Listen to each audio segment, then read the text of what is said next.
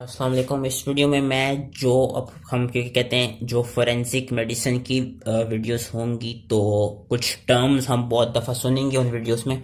तो अभी जो ये फोरेंसिक मेडिसिन की एक डेफिनेशन होती है और जो कुछ टर्म्स जो हैं जो शायद आगे की वीडियोस में भी जो भी मैं फोरेंसिक की बनाऊंगा उसमें मैं आया, तो बस इस वीडियो में मैं एक ओवरऑल एक तरह से कह लो ओवरव्यू दूंगा, इनकी जो डेफिनेशंस हैं इनके बस एक मतलब बताऊंगा। और इसमें यस आई नो फोरेंसिक थोड़ा हार्ड इसलिए क्योंकि हमारी जो मेडिकल स्टडीज़ हैं उससे रिलेटेड ये मतलब चैप्टर नहीं है इतना, लेकिन ये कि ऑब्वियसली पढ़ना तो पड़ेगा। तो इसमें मेन चीज़ ये कि ज़्यादातर चीज़ों की एक तरफ से कह लें, ये जब भी मैं डेफिनेशन बताऊंगा उसको अपने वर्ड से भी यूज़ कर सकते हैं, लेकिन अगर आपने इन्हीं ये वाली याद करनी तो ये जो किताब है, किताब का नाम है टर्स टर्स जुरिस्प्रूडेंस है। और ये कि इनका एक तरफ से कह लें रट्टा ही लगाना होगा अगर वैसे आप अपने वर्ड्स में नहीं लिख सकते तो स्टार्ट करते हैं। तो first of all what is forensic medicine? Forensic medicine basically it's a branch of medical science which deals with the application of medical knowledge and principles to the purposes of law, both civil and criminal। ठीक है, ये जो definition है इसको ऐसे याद कर लीजिएगा कि it is a branch of medical science which deals with application of medical knowledge and principles to purposes of law both civil and criminal. और मेडिकल जुरिस्प्रूडेंस क्या होती है? जो जुरिस्प्रूडेंस है, जुरिस्प्रूडेंस का मतलब होता है कि स्टडी ऑफ लॉ या नॉलेज ऑफ लॉ।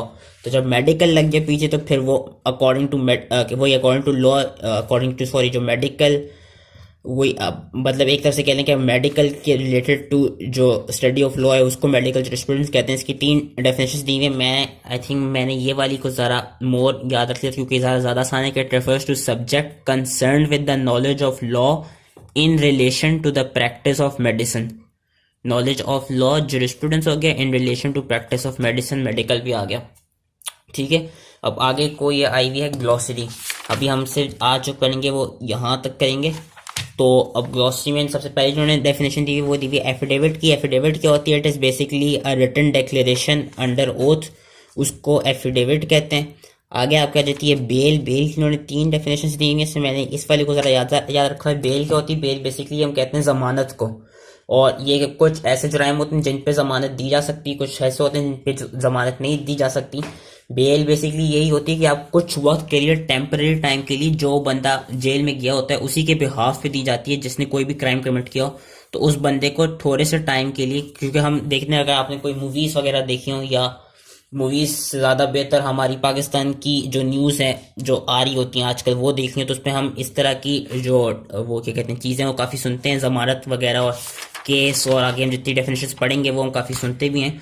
तो होता क्या है कि बेल यही होती है कि लेट सपोज आपने टेम्पररीली एक उसको जो बंदा जेल में है उसको टेम्पररी टाइम के लिए रिलीज कर दिया, लेकिन आपने इस एग्रीमेंट के साथ रिलीज किया। आप एक तरफ से कहते हैं कुछ लॉ कोर्ट को कुछ पैसे देते हैं कि कहते हैं कि वो सिर्फ टेम्पररी टाइम के लिए वो जो बंदा है वो रिहा हो गया, लेकिन जब उसकी ट्रायल का टाइम आएगा, जब उसके मुकदमे का टाइम आएगा, जब उसको वापस कोर्ट में एंटर होना होगा तो वो उधर प्रेजेंट होगा। इस बेसिस पे देते हैं, तो उसको जमानत कहते हैं। बेल कहते हैं कि it is basically security on behalf of an accused person, कि जिसने भी जो जुर्म किया, on giving which he is release from custody, temporary time के लिए रिलीज हो जाते हैं पेंडिंग इन्वेस्टिगेशन और कोर्ट ट्रायल।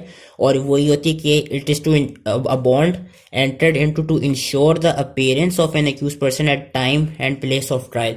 इसको बेल कहते हैं। इसको आपका क्या कहते हैं? इसको जमानत कहा जाता है इन उर्दू। केस आई बिलीव हम सबको पता होगा केस का क्या मतलब होता है। उन्होंने यहाँ पे दिया हुआ है action, cause of action, matter of dispute और लॉ सूट। केस तो हम अपनी ये नॉर्मल भी दोस्तों के खिलाफ, अपने दोस्तों के साथ में एज अ क्या कहते हैं फन वे में भी यूज़ कर रहे होते हैं। किसी अपने दोस्त को हम बोल देते हैं ऐसे कि मैं तुम पे केस वेस कर दूंगा। तो केस के बेसिकली मतलब जो यहाँ पे दिया हुआ है कि एन एक्शन या cause of action, matter of dispute और लॉ सूट, इसको केस कहा जाता है। अब केसेस की 4 टाइप्स होती हैं, civil case, criminal case, warrant case और समन्स केस। सिविल केस क्या होता है? सिविल केस वो होता है कि डिस्प्यूट बिटवीन 2 प्राइवेट पार्टीज, मतलब दो कोई भी नॉर्मल प्राइवेट पार्टी से मुराद कि 2 भाइयों में झगड़ा हो गया तो उन्होंने कोई केस कर दिया तो उस केस को सिविल केस कहा जाएगा। कि इट इज इसकी जो एग्जांपल्स दी हुई relating to wealth, property etcetera. किसी ने समझ लो किसी की उसकी अपना ज़मीन, किसी भाई ने दूसरे भाई की ज़मीन पे नाजायज़ कब्ज़ा कर लिया, किसी और बंदे ने दूसरे बंदे की ज़मीन पे नाजायज़ कब्ज़ा वगैरह कर लिया, या कुछ और वेल्थ या प्रॉपर्टी से रिलेटेड कोई भी जो केस हो गया, उसको मतलब जो 2 प्राइवेट पार्टीज है ना उनके दरमियान जो भी डिस्प्यूट होगा उस चीज़ को सिविल केस कहेंगे। क्रिमिनल केस तब होगा क्रिमिनल केस क्या होता है, सॉरी, क्रिमिनल केस तब होता है कि जब आपका केस हो किसी प्राइवेट पार्टी और गवर्नमेंट के दरमियान, और वो ऐसे जुर्म पे हो कि जो जुर्म आपका, जो आपकी पब्लिक है, जो आपकी सोसाइटी है, उसको वो कर, उसको उसके खिलाफ वो एज अ डेंजर, इसको उसके खिलाफ वो एज अ थ्रेट पोजेस करता हो, वो वाला जुर्म। कि it is a case between government and a private party, government usually police आ जाती है, and a private party concerning matters of public interest and safety. Example assault, rape, murder, robbery. मतलब ये इस तरह के जुर्म है कि इससे ये आप एक तरफ से कहते हैं रॉबरी जो होती है बैंक में होती है, वो अब यही है कि आप गवर्नमेंट के खिलाफ क्या कहते हैं, आप गवर्नमेंट के खिलाफ ही कोई जुर्म कर रहे हैं, या मर्डर हो गया, रेप हो गया, असॉल्ट हो गया। इन सब ये जो सारी जुर्म है, इन सब से ये कि जो सोसाइटी है या जो पब्लिक है उस पे एक तरफ से एक थ्रेट पोजेस हो रहा है। तो जो इस तरह के जो इन जुराइम के खिलाफ जो केसेस होते हैं उनको हम क्रिमिनल केस में लेते हैं। वैसे अगर दो कोई छोटा मोटा केस हो तो उसको सिविल केस कहा जाएगा। जिसकी मैंने एग्जांपल दी थी कि दो बंदों के दरमियान सर झगड़ा हो गया, किसी ने किसी दूसरे की उसका जमीन का कब्जा वगैरह कर लिया, तो उसको हम सिविल केस कहेंगे। फिर आपके होते हैं warrant case and summons case. Warrant case क्या होता है, वारंट केस बेसिकली वो केस होता है कि लेट सपोज कोई ऐसा जुर्म हुआ हो जिसकी जो सजा हो वो या तो डेथ हो, या उसकी सजा ये हो कि जिंदगी भर के लिए जेल में सजा, या उस जो भी वो जुर्म हुआ है उसकी सजा वो हो कि उसको क्या कहते हैं 2 साल से ज्यादा के लिए, एटलीस्ट 2 साल से ज्यादा या मिनिमम 2 साल से ज्यादा के लिए जेल में रहना हो, कोई ऐसा जुर्म किया हो तो उसके खिलाफ जो केस होगा उसको वारंट केस होंगे। कि it is a case relating to an offence. Offence ही बेसिकली क्राइम को ही कहते हैं। यहाँ पे उन्होंने ऑफेंस की वो दी हुई है कि it refers to any act of commission और omission made punishable by law for the time being in force. और PPC is basically under Pakistan penal code है, उस पे नंबर जो 40 जो कोड है उसमें ऑफेंस की डेफिनेशन दी गई है। तो बेसिकली ऑफेंस और क्राइम की भी उन्होंने यहाँ पे दी हुई कि it refers to social harm which has been defined and made punishable by law. दोनों ऑफेंस और क्राइम एक तरफ से आप कह लें कि सिनोनिमस ही हैं, दोनों का मतलब एक ही है। क्राइम एक तरफ से कह लो जरा हायर लेवल पे होता है कि वो जरा सोशल हार्म जो कहते हैं सोशली एक थ्रेट पोजेस करते हैं, वेरस ऑफेंस भी क्राइम को ही कहते हैं कि it refers to any act of commission और omission made punishable by law for the time of being in the force. Crime भी यही है कि it refers to social harm which has been defined and made punishable by law. तो दोनों और basically एक तरफ से सेम थिंग्स। तो मैं बता रहा था कि वारंट केस क्या होता है। वारंट केस बेसिकली होती है कि case relating to offence punishable with death, कि कोई ऐसा जुर्म किया हो जिसकी सजा क्या हो, punishable with death, imprisonment for life, जिंदगी भर के लिए जेल, या imprisonment for a term exceeding 2 years, के 2 साल से ज्यादा के लिए उसको जेल में जाना, उसको उस केस को हम कहेंगे वारंट केस। समन्स केस क्या होगा, समन्स केस बेसिकली वो उस जुर्म के खिलाफ कोई केस हो जिस जुर्म की सजा क्या कहते हैं डेथ, और ये इतनी मतलब वो हार्श ना हो, बस उसकी जो सजा वो ये हो कि case related to an offence which is not punishable with a term with by a term of imprisonment exceeding 2 years, यानी कि कोई ऐसा जुर्म किया हो कि जिसकी सजा 2 साल से कम की हो जेल में, और उसके खिलाफ कोई केस मतलब उस सजा पे कोई उस जुर्म के खिलाफ कोई केस हुआ हो, उसको समन्स केस के अंदर कहेंगे। आई होप इजी समझ में आ रहा हो। क्राइम की मैंने बता दी, कंप्लेन की आई गेस बताने की जरूरत नहीं, लेकिन पढ़ लेता हूँ। कंप्लेन तो ही नॉर्मल कि कोई किसी ने गलत काम किया तो उसके खिलाफ जो कंप्लेन की जाती है उसको उसी को ही आई मीन कंप्लेन कहते हैं। इसमें कोई it is basically self explanatory, लेकिन बता देते हैं कि it refers to allegations made orally और in writing to a person whether known और unknown who has committed an offence, this is known as complaint. Conviction क्या होती है कि बेसिकली जिस बंदे के खिलाफ कि जो बंदा एक्यूज था और जब उसके खिलाफ पता चल जाए कि हाँ इसने कि वो एक तरफ से गिल्टी वो हो जाए, गिल्टी प्रूव हो जाए कि हाँ इसने वो जुर्म किया है, उस फला बंदे ने फलान जुर्म क्या कहते हैं कोर्ट में पता चल जाए कि वो गिल्टी प्रूव कर दिया जाए कि हाँ इसने इस जुर्म को कॉज किया है, तो उस बंदे को फिर हम कहेंगे कन्विक्ट। कि it means that an accused has been proven in a court of law to be guilty of the crime alleged to have been committed by him, और फिर accused will now be termed as convict. इसको conviction कहते हैं।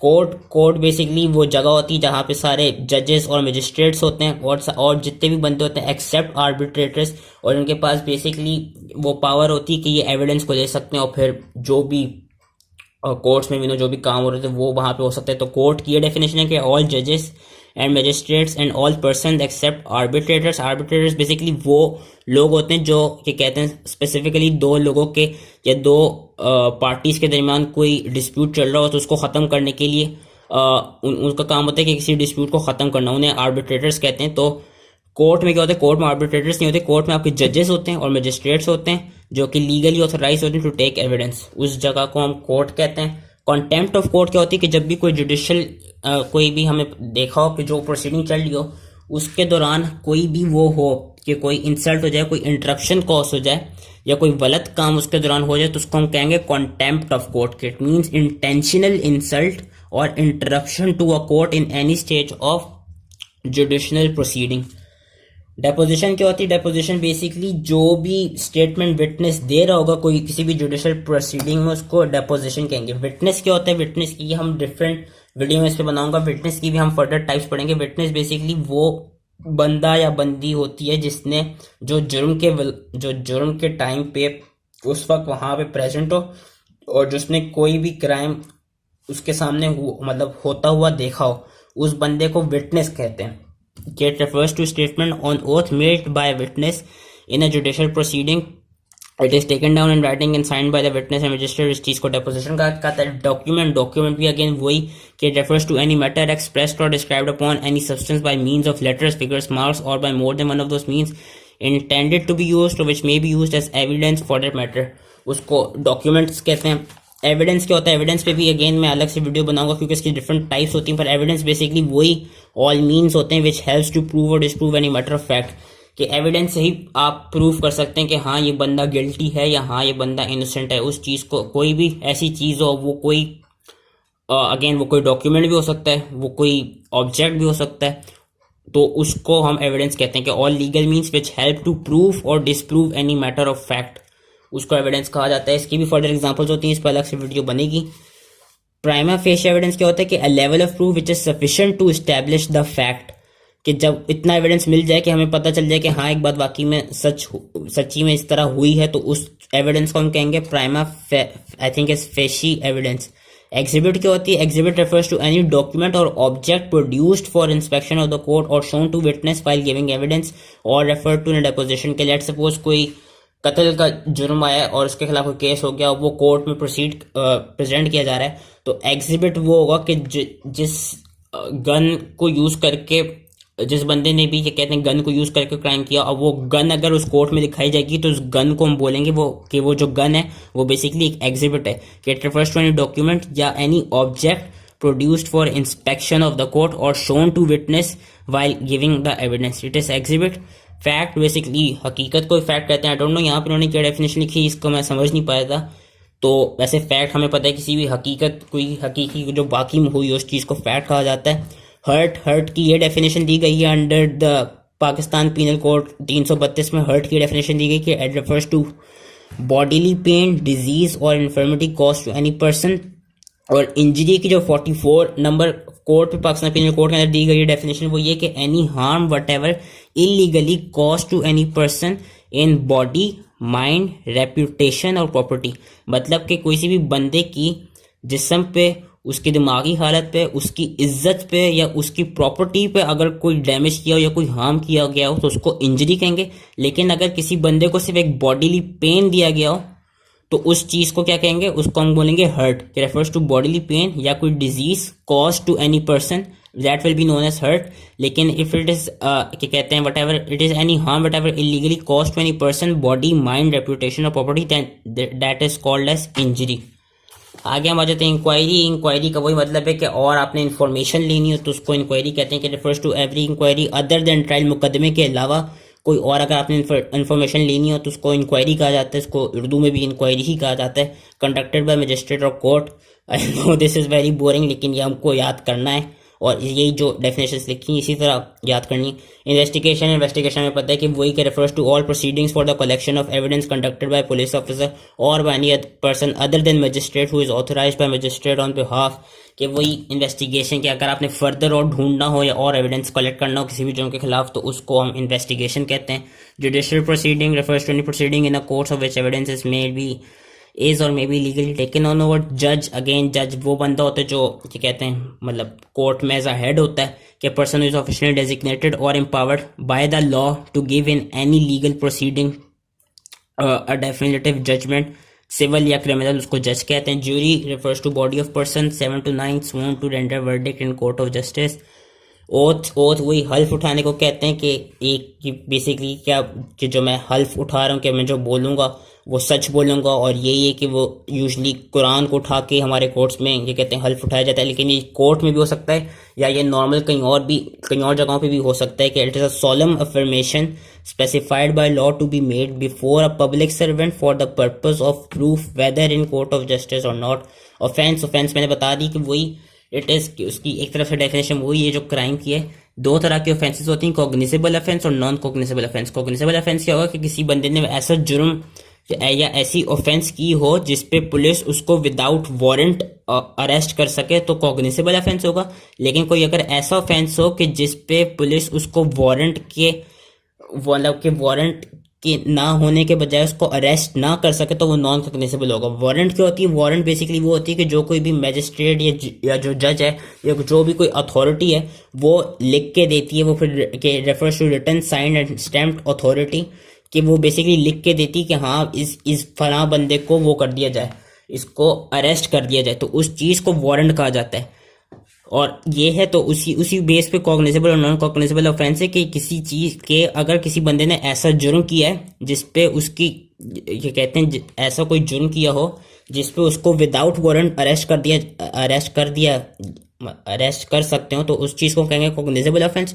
Non cognizable offence क्या होती है कि वो ऑफेंस जिसमें कोई भी पुलिस ऑफिसर उस बंदे को अरेस्ट नहीं कर सकता, तब तक नहीं कर सकता जब तक उसके खिलाफ वारंट प्रोड्यूस ना हो जाए।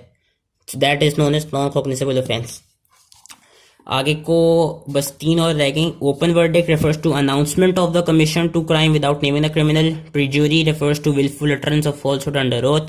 प्लेंटिफ के वही जो बंदा एक तरफ से कोर्ट में क्या कहते हैं जो जुडिशियल प्रोसीडिंग्स जो होती हैं उनको जो शुरू जो करवाता है उस बंदे को प्लेंटिफ कहा जाता है। कि refers to one who brings an action in court of law, कि जो एक तरफ से होल जो भी कोर्ट में बेसिकली जो भी चीज़ें होती हैं जिन उनको जो शुरू जो करवाता है बंदा उसको प्लेंटिफ कहते हैं।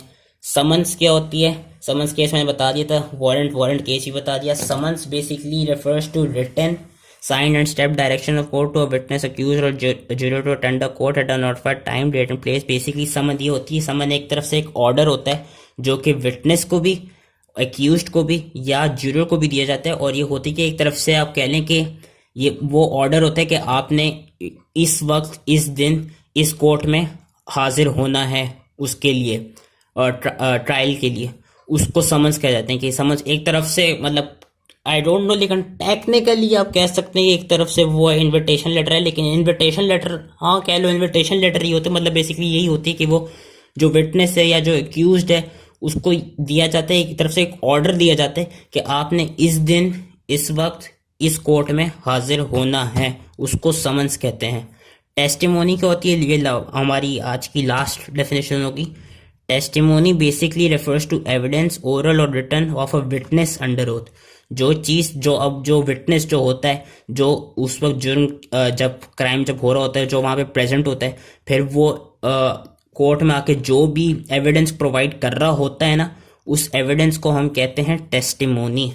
So that was it. I hope मैंने थोड़ी सी इजी कर दी डेफिनेशंस। बेसिकली हमने इन डेफिनेशंस को ऐसे ही याद करना है इन किताब से। और आई होप ये वीडियो समझ में आई हो। अगर नहीं आई हो then you can ask for help in comment section. आगे इसकी इंशाल्लाह जितनी भी फोरेंसिक की वीडियोस होंगी I will try my best कि वो इतनी आई बिलीव बोरिंग ना हो और इजीली समझ में आ सकें। So that was it and thank you.